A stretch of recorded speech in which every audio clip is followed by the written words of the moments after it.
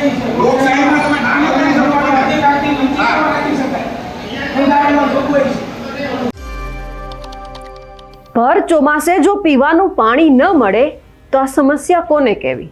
અધિકારીઓને કહીએ છીએ તો અધિકારીઓ એવું કહે છે કે અઠવાડિયાના 2 જ દિવસ એવા છે કે જ્યારે તમારી રજૂઆત સાંભળવામાં આવે છે। હવે ચોમાસામાં આ પરિસ્થિતિ છે તો પછી લોકો ઉનાળામાં કઈ રીતે જીવશે? કઈ રીતે એમને પાણી મળશે? કોની પાસે જશે?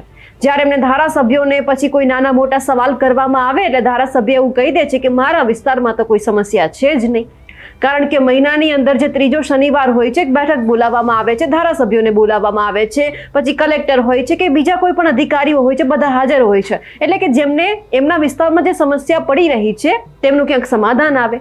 પણ કે નેતાઓ સાંભળતા નથી, અધિકારીઓ સાંભળતા નથી, એટલે પછી લોકો શું કરે?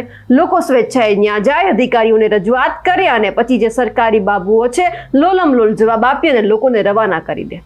હવે એક આવો મામલો સામે આવ્યો છે સુરેન્દ્રનગર જિલ્લાની અંદરથી। હવે શું મામલો છે તેમની વિગતે ચર્ચા કરીએ। નમસ્કાર, આપ જોઈ રહ્યા છો નિર્ભય ન્યૂઝ અને હું છું આપની સાથે રિદ્ધિ।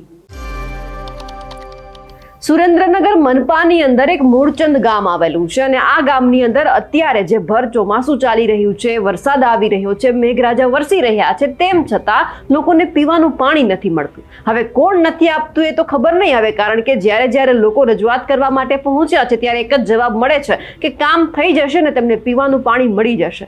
હવે મામલો એવો પણ સામે આવ્યો કે જ્યારે મૂળચંદ ગામના લોકો મનપા કચેરીએ રજૂઆત કરવા પહોંચ્યા તો તંત્રએ રજૂઆત તો સાંભળી, પણ કેવી સાંભળી અને ન સાંભળી એવી બરાબર સાંભળવામાં આવી, કારણ કે કહી દેવામાં આવ્યું કે ફક્ત સોમવારે અને ગુરુવારે રજૂઆત સાંભળવામાં આવશે, એવો જવાબ આપીને લોકોને કહી દીધું કે તમે જઈ શકો છો। હવે તંત્રના અધિકારીઓ જ્યારે આવો જવાબ આપે છે તો આમાં ભૂલ કોની ગણવી? જ્યારે જે ધારાસભ્ય છે એ ધારાસભ્ય રજૂઆત કરવા માટે જાય તો ક્યાંક લોકો સાંભળી પણ લે છે। લોકોનો અવાજ જ્યારે એ જે જનપ્રતિનિધિ છે એમને બનવાનો હોય છે અને એ જ સમયે આ બધા ગાયબ હોય છે, પછી અધિકારીઓ લોલમલોલ કરવાના છે, સરકારી બાબુઓ પોતાની મનમાની કરવાના છે। હવે જે જવાબ આપવામાં આવ્યો છે કે સોમવારે અને ગુરુવારે, તો શું આ અધિકારીઓ દરરોજ પાણી નહીં પીતા હોય?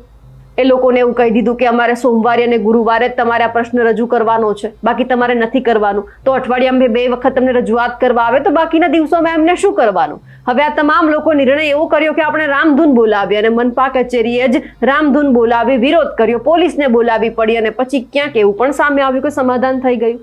લોકો ભોળા હોય છે, લોકોને એક વખત એવું કહી દેવામાં આવે છે કે હા તમારું કામ થઈ જશે, તમને પાણી મળી જશે, એટલે બિચારા જાય ક્યાં? કારણ કે કામ ધંધા મૂકીને આવ્યા હોય છે અને પછી આ બેશરમ અધિકારીઓ છે એવું કહી દે કે આવજો તમે સોમવારે અને ગુરુવારે તમારી રજૂઆતો સાંભળશો।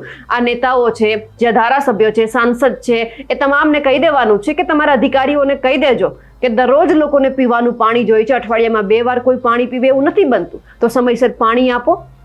એ લોકો ચોમાસાની અંદર પાણી માંગે છે, ઉનાળો હોય તો સમજ્યા કે તમે કંઈક બાના પણ બતાવો, તો જ્યારે આ વરસાદ આવે છે પીવાનું પાણી હોય છે અને તેમ છતાં જો માંગવા આવવું પડે તો શરમ અધિકારી અને ભાજપ સરકાર ઉપર છે।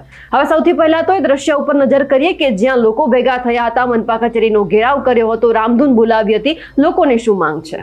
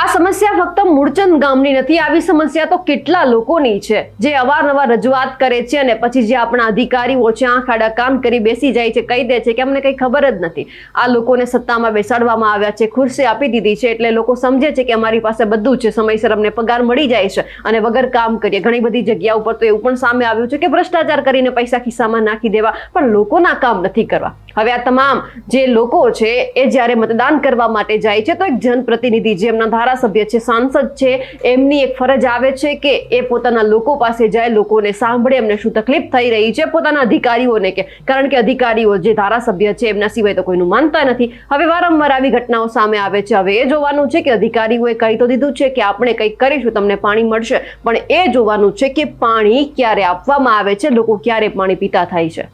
અમારા અહેવાલને લઈને અને જે રીતે આ મામલો સુરેન્દ્રનગરના મૂળચંદ ગામમાંથી સામે આવ્યો છે તેમને લઈને આપ શું માનો છો, કમેન્ટ કરીને ચોક્કસથી જણાવજો. સાથે જ અમારી નિર્ભય ન્યૂઝ ચેનલને લાઇક, શેર અને સબસ્ક્રાઇબ કરવાનું ભૂલશો નહીં. નમસ્કાર.